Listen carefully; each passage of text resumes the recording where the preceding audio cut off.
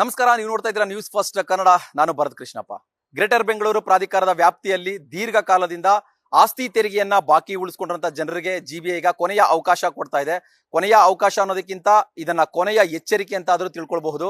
ಈಗಾಗಲೇ ಬೆಂಗಳೂರಿನಲ್ಲಿ ಸುಮಾರು 1030ಕ್ಕೂ ಅಧಿಕ ಪ್ರಕರಣಗಳು ದಾಖಲಾಗಿದ್ದಾವೆ. ಅಂತಂದ್ರೆ ದೀರ್ಘಕಾಲದಿಂದ ಆಸ್ತಿ ತೆರಿಗೆಯನ್ನ ಪಾವತಿ ಮಾಡದೇ ಇರುವಂತಹ 1000ಕ್ಕೂ ಅಧಿಕ ಪ್ರಕರಣಗಳಿದಾವೆ. ಇದರಿಂದ ಸುಮಾರು 530 ಕೋಟಿಗೂ ಅಧಿಕ ಹಣ ಜಿಬಿಎಗೆ ಬರಬೇಕಾಗಿದೆ. ಇದಕ್ಕೆ ಸಂಬಂಧಪಟ್ಟಂತೆ ಈಗಾಗಲೇ ಆಸ್ತಿ ತೆರಿಗೆಯನ್ನ ಬಾಕಿ ಉಳಿಸ್ಕೊಂಡಿರುವಂತಹ ಜನರಿಗೆ ಹಲವು ಬಾರಿ ನೋಟಿಸ್ ಅನ್ನ ಜಾರಿ ಮಾಡಿದ್ದಾರೆ. ಆದ್ರೆ ನೋಟಿಸ್ಗೆ ಯಾವುದೇ ರೀತಿಯಾದ ಒಂದು ರೆಸ್ಪಾನ್ಸ್ ಸಿಗ್ಲಿಲ್ಲ.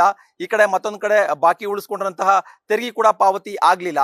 ಇದಾದ ನಂತರ ಹರಾಜು ಪ್ರಕ್ರಿಯೆಯನ್ನ ಮಾಡ್ತಾರೆ. ಅಂದ್ರೆ 5 ನಗರ ಪಾಲಿಕೆಗಳಲ್ಲಿ ಯಾರೆಲ್ಲ ಆಸ್ತಿ ತೆರಿಗೆಯನ್ನ ಬಾಕಿ ಉಳಿಸ್ಕೊಂಡಿದ್ದಾರೆ ಅಂತಹ ಆಸ್ತಿಗಳನ್ನ ಪಟ್ಟಿ ಮಾಡಿ ಹರಾಜು ಹಾಕುವಂತ ಪ್ರಕ್ರಿಯೆಯನ್ನ ಮಾಡಿದ್ರು. ಅಲ್ಲೂ ಕೂಡ ಸಕ್ಸಸ್ ಆಗ್ಲಿಲ್ಲ ಪ್ಲಾನು. ನಿರೀಕ್ಷಿತ ಒಂದು ಆಸ್ತಿ ತೆರಿಗೆ ಸಂಗ್ರಹ ಕೂಡ ಆಗ್ಲಿಲ್ಲ. ಎಲ್ಲ ಒಂದ್ ಕಡೆ ಬೆರಳೆಣಿಕೆಯ ಆಸ್ತಿಯಷ್ಟೇ ಮಾರಾಟ ಆಗಿದೆ. ಅದರಿಂದ ಜಿಬಿಎಗೆ ಆಸ್ತಿ ತೆರಿಗೆ ಕೂಡ ಸಂಗ್ರಹ ಆಗ್ಲಿಲ್ಲ. ಹಾಗಾಗಿ ಈಗ ಕೊನೆಯ ಹಂತದ ಕ್ರಮ ಅನ್ನೋ ಒಂದು ವಿಧಾನಕ್ಕೆ ಈಗ ಜಿಬಿಎ ಮುಂದಾಗಿರುವಂತದ್ದು. ಹಂಗಂದ್ರೆ ಕೊನೆಯ ಹಂತದ ಕ್ರಮ ಏನು?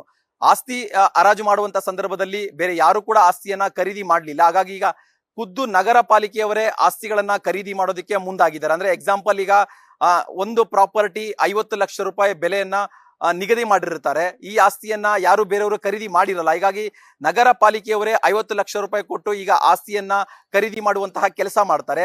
ಈ 50 ಲಕ್ಷ ರೂಪಾಯಿಯಲ್ಲಿ ಆಸ್ತಿ ತೆರಿಗೆ ಎಷ್ಟು ಬಾಕಿ ಉಳಿದುಕೊಂಡಿದೆ, ಜೊತೆಗೆ ಅದ್ರ ಮೇಲೆ ಎಷ್ಟು ದಂಡ ಇದೆ, ಜೊತೆಗೆ ಅದಕ್ಕೆ ಎಷ್ಟು ಬಡ್ಡಿ ಸೇರಿದೆ, ಇದೆಲ್ಲವನ್ನ ಕೂಡ ವಸೂಲಿ ಮಾಡ್ತಾರೆ. ಇದರಿಂದ ಬಾಕಿ ಹಣ ಅಂದ್ರೆ ಆಸ್ತಿ ತೆರಿಗೆ, ದಂಡ, ಬಡ್ಡಿ ಎಲ್ಲವೂ ಕೂಡ ಮನ್ನಾ ಮಾಡಿ ಬಾಕಿ ಎಷ್ಟು ಉಳಿಯಿತು, 50 ಲಕ್ಷದಲ್ಲಿ ಬಾಕಿ ಎಷ್ಟು ಉಳಿಯಿತು ಅದನ್ನ ಮೂಲ ಮಾಲೀಕರಿಗೆ ಕೊಡುವಂತ ಕೆಲಸವನ್ನ ಮಾಡ್ತಾರೆ. ಜೊತೆಗೆ ಇದನ್ನ ಏನು ಬ್ಯಾಂಕ್ಗೆ ಅಂದ್ರೆ ಆಸ್ತಿ ಮಾಲೀಕರ ಬ್ಯಾಂಕ್ಗೆ ಬಾಕಿ ಹಣವನ್ನ ವರ್ಗಾವಣೆ ಮಾಡೋದ್ರ ಮುಖಾಂತರ ಒಂದು ಪಾರದರ್ಶಕತೆಯನ್ನ ಕೂಡ ಕಾಪಾಡಿಕೊಳ್ಳೋ ನಿಟ್ಟಿನಲ್ಲಿ ಕೆಲಸ ಮಾಡ್ತಾರೆ. ಜೊತೆಗೆ ಆಸ್ತಿ ನೋಂದಣಿ ಕೂಡ ಆಸ್ತಿ ಮಾಲೀಕರ ಹೆಸರಿನಿಂದ ನಗರ ಪಾಲಿಕೆ ಹೆಸರಿಗೆ ವರ್ಗಾವಣೆ ಕೂಡ ಆಗತ್ತೆ.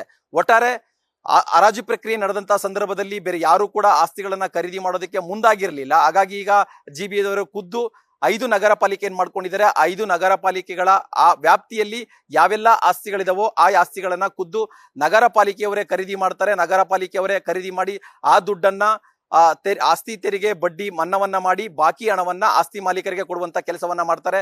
ಇದರೊಂದಿಗೆ ಬಾಕಿ ಉಳಿಸ್ಕೊಂಡಿರುವಂತಹ ತೆರಿಗೆ ಹಣವನ್ನ ಸಂಗ್ರಹ ಮಾಡೋದಕ್ಕೆ ಈಗ ಜಿಬಿಎ ಮುಂದಾಗಿರುವಂತದ್ದು. ಇದಕ್ಕೆ 1 ತಿಂಗಳ ಕಾಲ ಈಗ ಒಂದು ಡೆಡ್ ಲೈನ್ ಅನ್ನು ಕೊಟ್ಟಿದ್ದಾರೆ, ಒಂದು ಅವಕಾಶವನ್ನ ಕೊಟ್ಟಿದ್ದಾರೆ.